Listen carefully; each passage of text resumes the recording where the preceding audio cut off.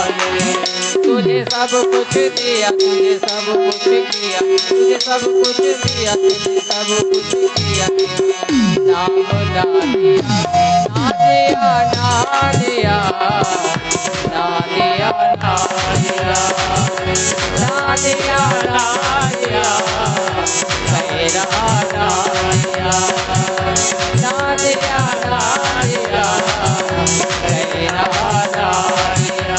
ओम नमः शिवाय, ओम नमः शिवाय, हरे हरे बोले नमः शिवाय, नमः शिवाय, ओम नमः शिवाय, हरे हरे बोले नमः शिवाय, ओम नमः शिवाय, ओम नमः शिवाय, हरे हरे बोले नमः शिवाय। ना दिया, ना दिया, मेरा ना दिया, ना दिया, ना दिया, मेरा ना दिया। बोले शंकर भगवान की जय हो। सूत सूत महाभाग सर्वज्ञो वसि महामते, त्वत्प्रसादात् कृतार्थोऽहम्, कृतार्थोऽहम् पुनः पुनः। सूत जी और शौनक जी में संवाद हुए।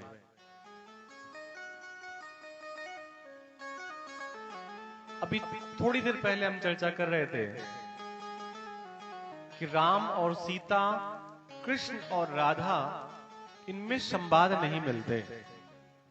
सूत जी और शौनक में संवाद मिलते हैं।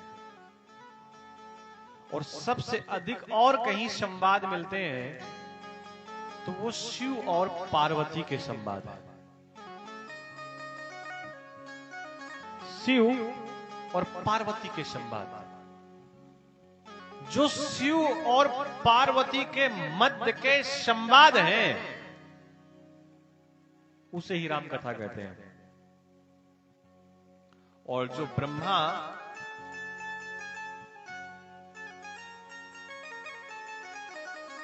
और नंदिकेश्वर के मध्य के संवाद हैं, उसे शिव पुराण कहते हैं।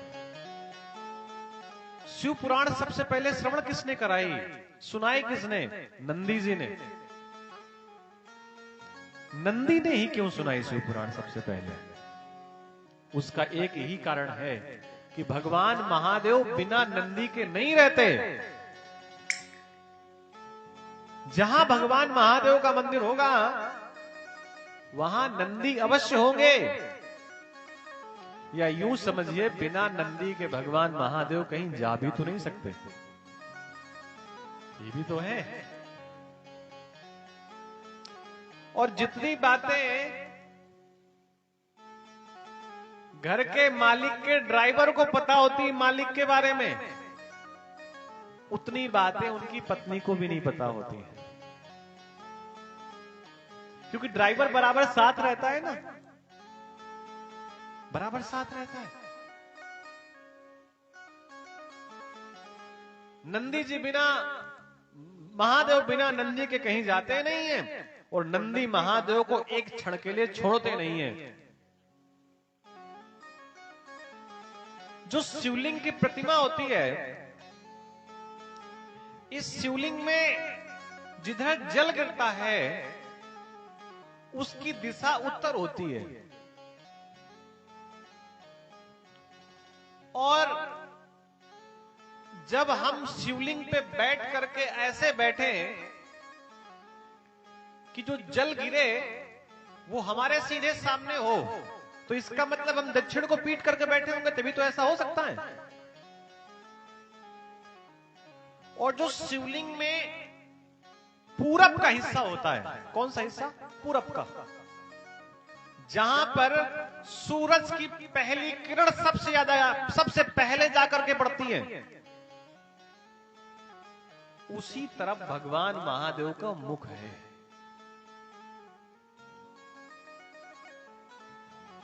तो भगवान महादेव का पूजन मुख की तरफ से बैठ करके नहीं करना चाहिए। जिधर जल गिर रहा हो उधर भी पीट करके नहीं बैठना चाहिए। पश्चिम दिशा की ओर भी पीठ करके भगवान महादेव का पूजन करते समय नहीं बैठना चाहिए। तो कहां बैठे? आप ऐसे बैठे कि आपका मुख उत्तर की ओर हो और पीठ किसकी तरफ हो? दक्षिण की ओर। इस प्रकार बैठ करके भगवान महादेव का पूजन किया जाता है। और ये नियम तब के लिए है जब आप अकेले बैठे हो। लेकिन अब शिवरात्रि की बात कर लीजिए, सोमवार की बात कर लीजिए, महाशिवरात्रि की बात कर लीजिए, उस समय तो नियम ये लागू नहीं हो सकता। कांवड़ लेकर के लोग लोधेश्वर जाते हैं, क्या छू पाते हैं क्या शिवलिंग को? जाते तो बड़ा पैदल है यहां से, बस ऐसे ही दूर से जल चढ़ा दिया जाता है। तो पूजन भगवान महादेव का ऐसे करना चाहिए। मैं बता रहा था, शिवलिंग में जो उत्तर की दिशा की ओर शिवलिंग जो जगह होती है वो भगवान का मुख है। और नंदी लगभग भगवान के को सुना किसने? सबसे पहले ब्रह्मा ने। क्योंकि देवताओं में सबसे पहले किसी को दंड मिला भगवान महादेव की तरफ से तो ब्रह्मा को मिला है। और कहते हैं भय बिनु होए न प्रीत। राम जी ने लंका पार करने के लिए जैसे ही अपने तरकस से तीर निकाला, धनुष पर चढ़ाया, उसी समय समुद्र हाथ जोड़ करके खड़ा हो गया। भय बिनु होए न प्रीत, उसने रास्ता बता दिया। ऐसा सृष्टि के उत्पत्ति में कहते हैं कि नीर से नारायण की उत्पत्ति हुई है। नीर कहते हैं जल को। नारायण की पत्नी का नाम नीरजा। उत्पत्ति कहां से हुई है? जल से। भगवान महादेव की कृपा से नारायण की उत्पत्ति हुई जल में, और उन्हीं के नाभि से एक कमल पुष्प निकला। और कहीं भी पुष्प हो, फूल हो, तो फूल के बाद फल आता है। हम सब लोग गांव के लोग हैं, खेती में पहले फूल ही तो आता है, उसी के बाद तो फल आता है। तो जो नाभि से कमल निकला, कमल का जो पुष्प निकला, उस पुष्प का फल क्या थे? ब्रह्मा। ब्रह्मा ने चारों तरफ मुंह घुमा करके देखा तो महादेव की कृपा से ब्रह्मा के 4 मुख हो गए। तब उन्हें अपने आसपास जल ही जल दिखाई दिया, कुछ और नहीं दिखाई दिया। तो महादेव ने एक बार ब्रह्मा ने ऊपर की ओर मुख करके देखा तो एक 5वां मुख भी ब्रह्मा को मिल गया। शिव पुराण के अनुसार ब्रह्मा जी के 5 मुख बताए गए। इस संसार का नियम है कि जो व्यक्ति किसी का हाथ पकड़ करके आगे बढ़ाने का प्रयास करता है, कुछ दिन बाद व्यक्ति उसी को ठोकर मार करके पीछे छोड़ करके आगे चला जाता है। ये लगभग सब लोग करते हैं। जो ज्यादा सम्मान, ज्यादा प्रेम, ज्यादा स्नेह, ज्यादा वात्सल, ज्यादा भाव, ज्यादा आदर देता है, लोग उसको ठुकरा करके आगे बढ़ जाते हैं। ये संसार की प्रकृति है, सबकी प्रकृति है। आप किसी को कंडा पातने के लिए जगह दे दीजिए, मैं गारंटी के साथ कहता हूं 10 साल बाद वो जगह उसकी हो जाएगी और फिर आप खोपड़ी के बल खड़े हो जाइए। और वो तो आपको इतना कुछ बता देगा कि आप बता नहीं पाएंगे। किसी की गरीबी को देख करके आप अपनी दीवार में उसकी धन्नी रखवा लीजिए। बंटवारे के समय जब उसका बेटा बंटवारा करेगा ना, तो पता है क्या कहेगा? वो यही कहेगा कि इसमें हमारा आधा हिस्सा था। और ये कोई कहानियां नहीं है, हकीकत है। जिनके जीवन में घटी होंगी वो सब जानते हैं। आप जिसकी सहायता करेंगे, इसका मतलब ये नहीं सहायता नहीं करनी है, सहायता करनी है, लेकिन नियम ये बताया गया, नेकी कर दरिया में डाल। भूल जा कि जो नेकी किया है तो सामने वाला भी तेरे साथ अच्छा ही करेगा। लेकिन एक बात है कि महादेव को एक बेलपत्र चढ़ा दिया गया, एक लोटा जल चढ़ा दिया गया, थोड़ी सी दूर्वा चढ़ा दी गई, 4 दाने चावल के चढ़ा दिए गए, 2 दाने तिल के चढ़ा दिए गए, धतूरा भांग चढ़ा दिया गया, और ये कुछ भी ना चढ़ा पाए तो आंखों के 2 आंसू चढ़ा दीजिए। तत्काल तो रिजल्ट नहीं मिलेगा, लेकिन जब उस रिजल्ट की आवश्यकता होगी उस समय आपको महादेव परिणाम देगा। इसमें कहीं कोई असंभव बात नहीं है। श्रद्धा से बस करने की आवश्यकता है। आपका 1 लोटा जल, 1 धतूरा, 1 बेलपत्र व्यर्थ नहीं जाएगा, ऐसा शिव पुराण कहता है, और ऐसा प्रत्येक भक्त भी कहते हैं। मनुष्य के प्रति की गई भक्ति भाव भले ही काम ना आए, लेकिन परमात्मा के प्रति किया गया, व्यक्त किया गया भाव जीवन में अवश्य काम आएगा, इसकी 100% गारंटी है।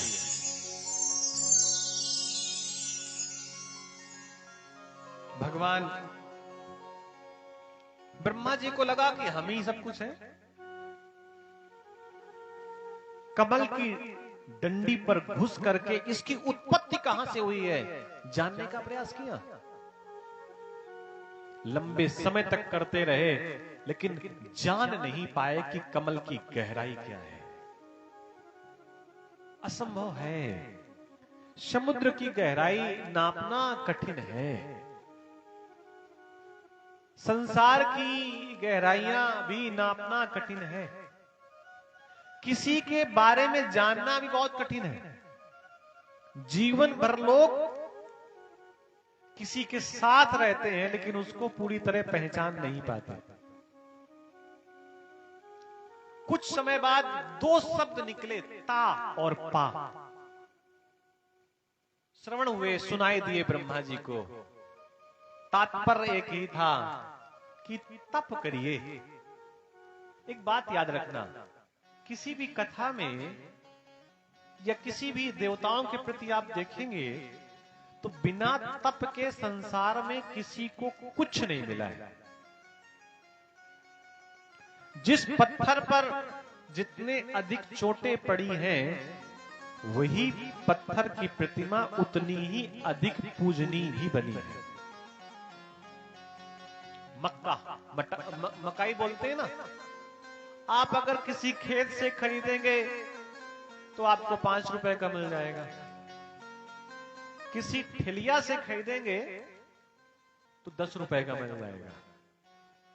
लेकिन वही जब पूरी तरीके से पकता है और उसको पूरी आग में चारों तरफ से घुमाया जाता है, आग दिखाई जाती है, उसी को पॉपकॉर्न लोग कहते हैं। जब वो बन जाता है तो उसकी कीमत बहुत ज्यादा हो जाती है। समझ रहे ना हमारी बात? सोना जब जमीन से निकलता है तो उसकी कीमत कहां होती है? बहुत ज्यादा। वो तो पता ही नहीं होता। हम जैसे साधारण लोगों को अगर कहीं सोना पड़ा भी दिख जाए तो हमको लगेगा लोकल ही है, क्योंकि हमारी आंखें कहां पहचान सकती हैं। भाई सोने को देखने के लिए तो सुनार की आंख चाहिए, और वो सुनार क्या करता है, उस सोने को आग में तपाता है, और जितना वो आग में तप जाता है उतना ही उसकी मेहनत बढ़ जाती है। और इस संसार में प्रत्येक व्यक्ति का नियम है, हम हो या आप हो, अगर किसी ने जीवन में बहुत बड़ी उपलब्धि हासिल नहीं की तो भैया कहने में अच्छा नहीं लग रहा, कहीं ना कहीं उसने आपको अपने आप को तपाया नहीं है। जिसने जितना तपाया उसका नाम उतना ही बढ़ गया।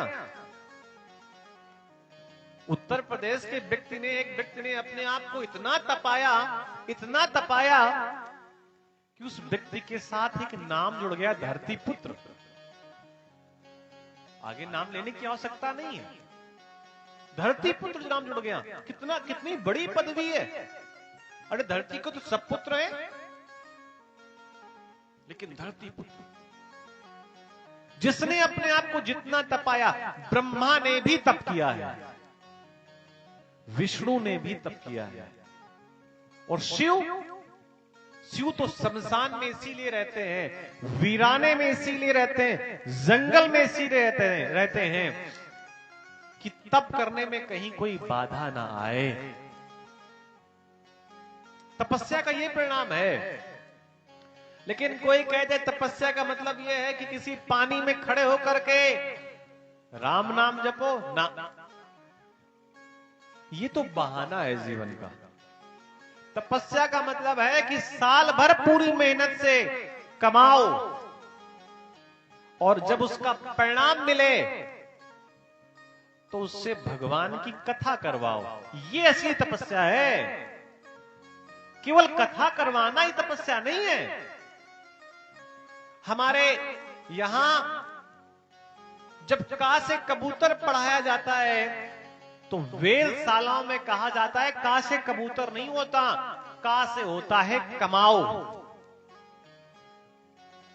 और खा से फिर खाओ।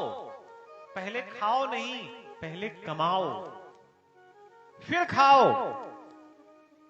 और हमारे पंडित जी लोग जो पूजन करने जाते हैं, पाठ करने जाते हैं, वो कहते हैं भूखे भजन न होई गोपाला, तो फिर गा से गाना गाओ खाने के बाद।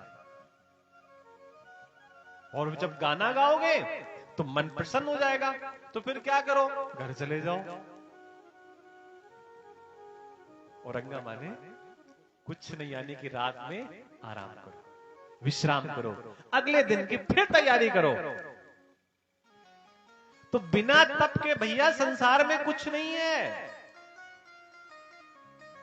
जो खेती हल चलाने के समय रो दे कि नहीं मुझ में फावड़ा मत चलाओ, कुल्हाड़ी मत चलाओ, हथौड़ी मत चलाओ, वो खेती अच्छा बीज कहां दे सकती है।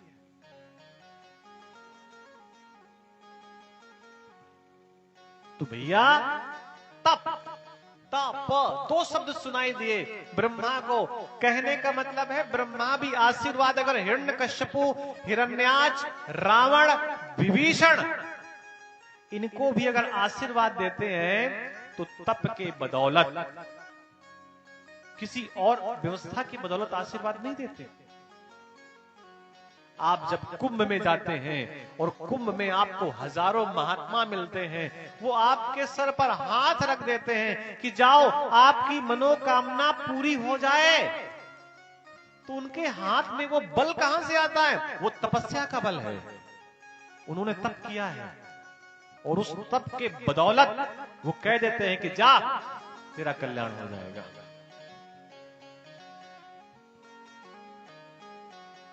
आज के पहले आप सुनते होंगे कि ब्राह्मणों को भोजन कराने से व्यक्ति के मन की इच्छाएं पूरी हो जाती थी। लोग ब्राह्मणों को भोजन कराते थे कि हमारे घर में भगवान आ गए, भगवान आ गए, भगवान आ गए, और उनके मन की इच्छा पूरी हो जाती थी। लेकिन आज लोग हजारों ब्राह्मणों को भोजन करवाते हैं, उनकी इच्छा पूरी नहीं होती। और बहुत बार तो होता है ब्राह्मणों को भोजन कराने के बाद घर में संकट भी आ जाता है।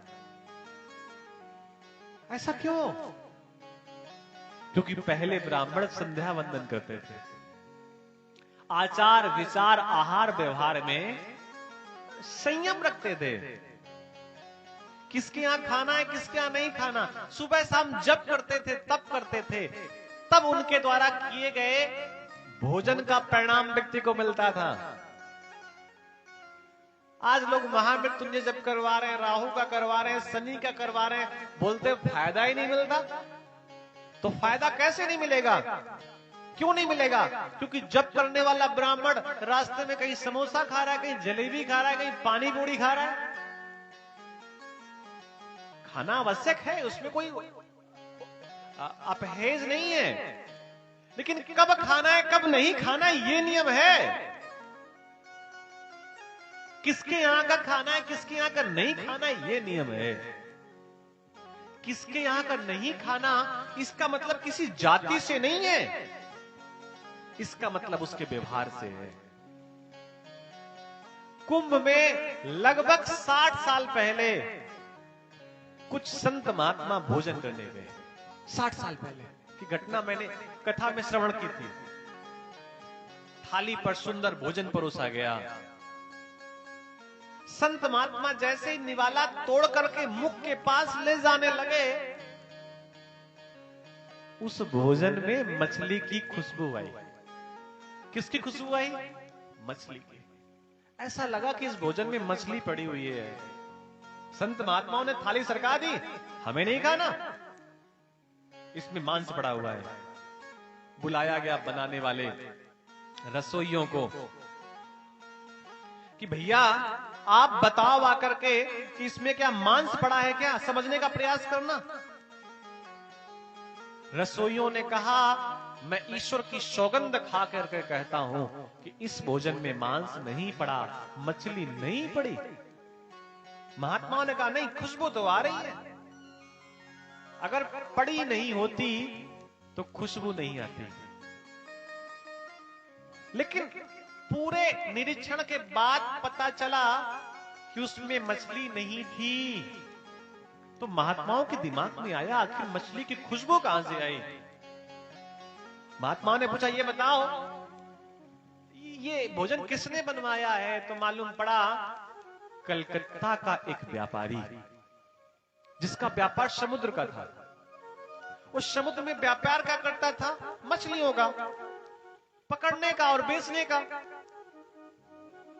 और उसी पकड़ी हुई मछली को बेचने के बाद जो धन प्राप्त हुआ, स्वामी जी पीछे बैठे समझना बात को, उसी धन से भोजन आया था। उसी धन से मछली भोजन में नहीं थी, लेकिन भोजन जिस धन से आया था वो धन मछलियां बेचने के बाद आया था। उसका परिणाम कि जिस मेहनत से धन आया, जिस कमाई से धन आया है, उसी की खुशबू उस भोजन में आएगी। आज हम लोगों ने सुबह प्रसाद लिया, प्रसाद पाया, और जब सब लोगों ने लगभग आधा प्रसाद खा लिया मिश्रा जी, तो माता जी आई। माता जी ने देखा थाली, बोले इसमें तो हल्दी नहीं पड़ी है। ये सच्ची घटना आज की। सब लोग खाना खा चुके थे, लगभग 4 लोग बैठ करके पूरा खाना खा चुके थे, भोजन कर चुके थे। अब माता जी ने कहा इसमें हल्दी नहीं पड़ी है। तब हमको भी समझ में आया कि इसमें हल्दी नहीं पड़ी है। फिर मालूम पड़ा हल्दी पड़ी ही नहीं है। अच्छा, भोजन में कोई कमी हो, स्वाद में कोई कमी हो तो उसमें कहा जाए। तो इसमें इसका मतलब क्या है? इसका मतलब इतने भाव से बनाया गया कि उसमें हल्दी ना भी थी, लेकिन भाव था, सुंदर भाव था। और भैया जहां भाव होता है वही सौदा होता है। बिना भाव के सौदा नहीं होता। एक पति पत्नी के कहने पर बाजार गया, और पत्नी क्या लेने गया? छाता लेने गया। पत्नी ने अपने पति को समझा दिया। अच्छा, समझाती बहुत है माता कि वहां जाना तो रेट थोड़ा सा सही करके लेना, ठग लेंगे तुमको। ऐसा अक्सर माताएं कहती हैं, तुम ठग जाओगे। तो वो मन में कहता है कि जिस दिन तुम्हारे साथ शादी हुई गई थी उसी दिन हम ठग गए थे। अब क्या ठगेंगे? अगर बुद्धिमान होते तो उस दिन नहीं ठगते। बोले ठग जाएंगे, ऐसा करना थोड़ा सा रेट आधे लगाना। छाता लेने गया तो दुकान वाले से कहा छाता कितने का? बोले भैया 20 रुपए का। तो इधर से पत्नी से सीख के गए थे, बोले 20 का नहीं लेंगे, 10 का लेंगे। उसने कहा भैया ऐसा कर 20 ना दे तो कम से कम 16 दे दे। तो बिल्कुल पाढ़ा रटे थे कि नहीं। पत्नी ने कहा था आधे में बात करना। तो बोले 16 तो नहीं देंगे, 8 रुपए जरूर दे देंगे। दुकान वाले ने कहा कि अरे 1 रुपए बढ़ाने वाला आदमी होना चाहिए था, ये घटा रहा है। दुकान वाले ने अच्छा ऐसा कहा, तेरी ने मेरी 12 रुपए में दे दे। तो उसने कहा 12 तो बिल्कुल भी नहीं देंगे, अब तो 6 रुपए का ही लेंगे। दुकान वाले ने कहा भैया ऐसा कर, जो तूने रेट सबसे पहले लगाए थे 10 रुपए उतने ही दे दे और छाता ले ले। उसने कहा 10 का नहीं लेंगे, अब तो 2 रुपए का लेंगे। अब वो दुकान वाला गुस्सा हो गया। उसने कहा ऐसा कर, तुझको छाता नहीं लेना, मैं समझ गया, तू ऐसा कर, छाता तू फ्री में ले ले। तो उसने कहा अगर फ्री में दोगे तो एक नहीं लेंगे, 2 लेंगे। अगर फ्री में दोगे तो 2 लेंगे। तो ऐसी पढ़ाई भी बड़ी खतरनाक होती है। कारण इतना था कि अगर वो छाता खरीदने वाला व्यक्ति एक भाव में टिका रहता, एक ही भाव में टिका रहता, ना नीचे आता ना ऊपर जाता, तो छाता लेकर के आता।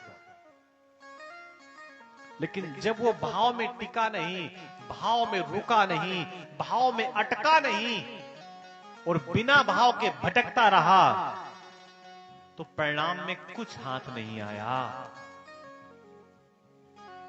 भैया बिना भाव के आप छाता नहीं खरीद सकते, तो बिना भाव के परमात्मा को कैसे पाया जा सकता है? बस इसी से समझने का प्रयास करिए। एक जगह टिक करके, एक भाव में रुक करके व्यक्ति बहुत बड़ी वस्तुएं खरीद लेता है, और एक ही भाव में व्यक्ति परमात्मा को भी पा जाता है। शिव तो इतने आसान हैं कि इनकी अगर पूजन करना हो तो भैया पैसे खर्च करने की आवश्यकता नहीं है। अगर पूजन करना है तो साधारण सा अपना एक मंत्र है, नमः शिवाय, ओम नमः शिवाय, शिवाय नमः ओम। उल्टा सीधा कुछ भी कह दो, भगवान महादेव प्रसन्न हो जाते हैं। और एक भक्त ने बड़े भाव से कहा,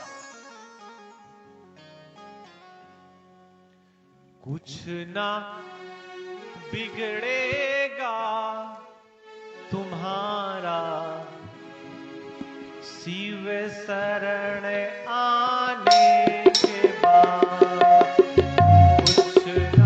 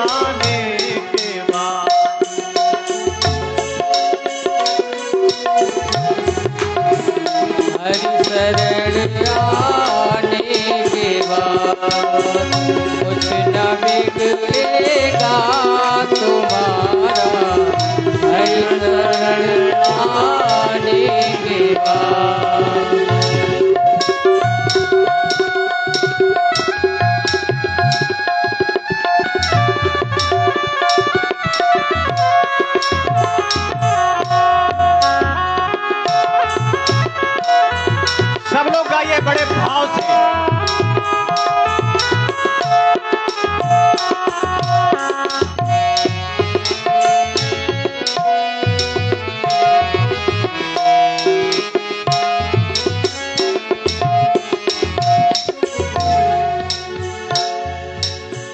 देख कर काल घटा को है भ्रमर मत हो निराश। देख कर काली घटा को है भ्रमर मत हो निराश। भंवरा जब आकाश में काली घटा को देखता है तो उसको लगता है सूरज निकलेगा नहीं, और सूरज निकलेगा नहीं तो कमल खिलेगा नहीं, और कमल खिलेगा नहीं तो उसका रस मुझे पीने को नहीं मिलेगा। देख कर काली घटा को है भ्रमर मत हो निराश। देख कर काली घटा को है भ्रमर मत हो निराश। बंद कलियां भी खिलेगी, बंद कलियां भी खिलेगी, रात ढल जाने के बाद। बंद कलियां भी खिलेगी, रात ढल जाने के बाद। बंद कलियां भी खिलेगी, रात ढल जाने के बाद।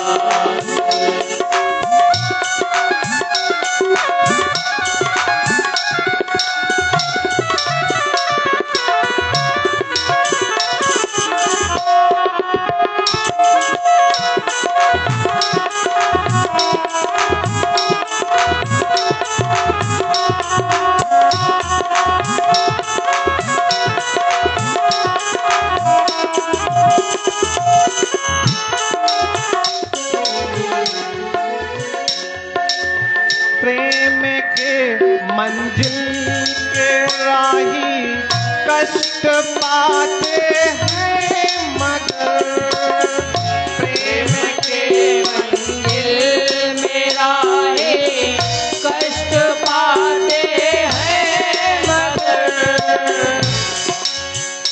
क्या शब्द समझ में नहीं आ रहे? क्या झूठ नहीं बोलना, क्योंकि साउंड अच्छा है। अगर शब्द समझ में ना आ रहे हो तो हम कुछ उसमें परिवर्तन करवाएं। बोलो भाई, शब्द सही समझ में आ रहे हैं ना? झूठ नहीं बोलना।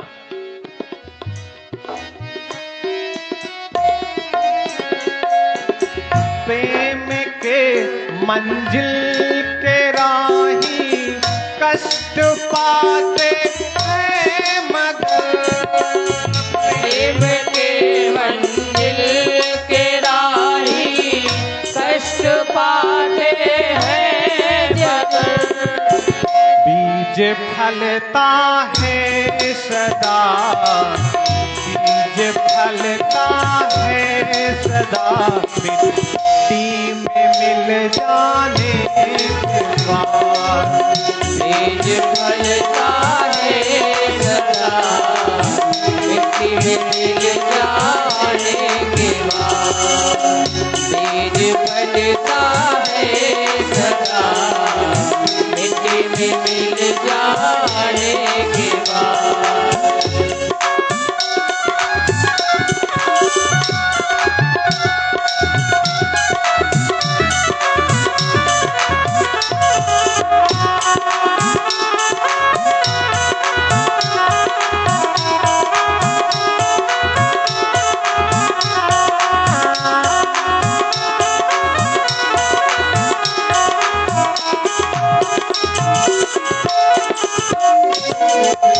पूछो इन फूलों से जाकर छाई है कैसी बहार।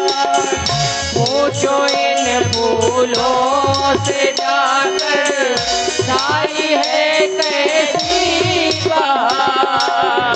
पूछो इन फूलों से जाकर छाई है कैसी बहार।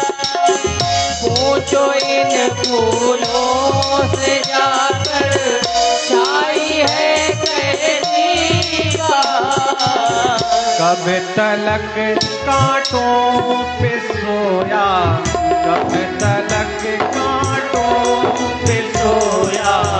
डाल पर आने के बाद। कब तलक कांटों में सोया, डाल पर आने के बाद।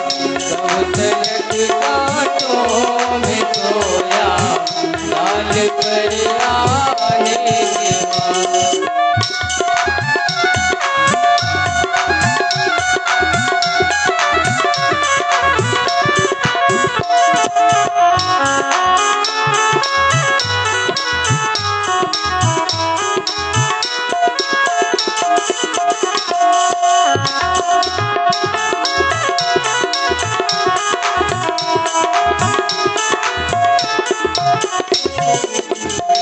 बड़ी महंगी लाइन है यहाँ पर। जब तलक है भेद मन में, कुछ नहीं कर पाएगा। जब तलक है भेद मन में, कुछ नहीं कर पाएगा। जब तलक है भेद मन में, कुछ नहीं कर पाएगा। जब तलक है भेद मन में, कुछ नहीं कर पाएगा। रंग लाएगा ये साधन, रंग लाएगा ये साधन, भेद मिट जाने के बाद। रंग लाएगा ये साधन, भेद मिट जाने के बाद। रंग लाएगा ये साधन, भेद मिट जाने के बाद।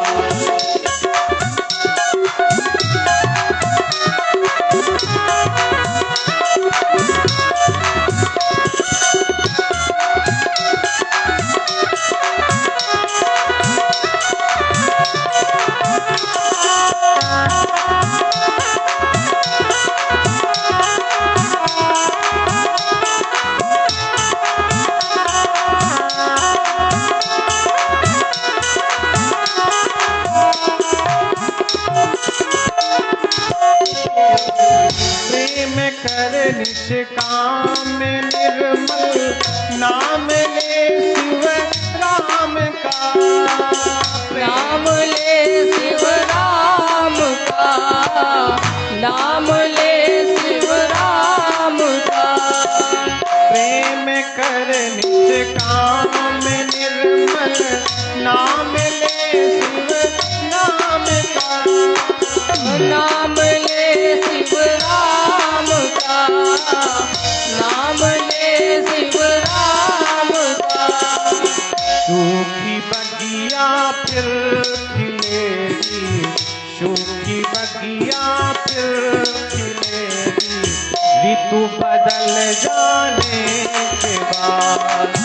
सूखी बगिया फिर खिलेगी, ऋतु बदल जाने के बाद। सूखी बगिया फिर खिलेगी, ऋतु बदल जाने के बाद। न बिगड़ेगा तुम्हारा शिव शरण आने के बाद। न बिगड़ेगा तुम्हारा शिव शरण आने के बाद। न बिगड़ेगा तुम्हारा शिव शरण आने के बाद। शिव शरण आने के बाद। शिव शरण आने के बाद। बोलिए जंगलेश्वर महादेव की, जय। लोधेश्वर भगवान की जय हो। बंद कलियां फिर खिलेगी, ऋतु बदल जाने के बाद। कुछ ना बिगड़ेगा हमारा शिव शरण आने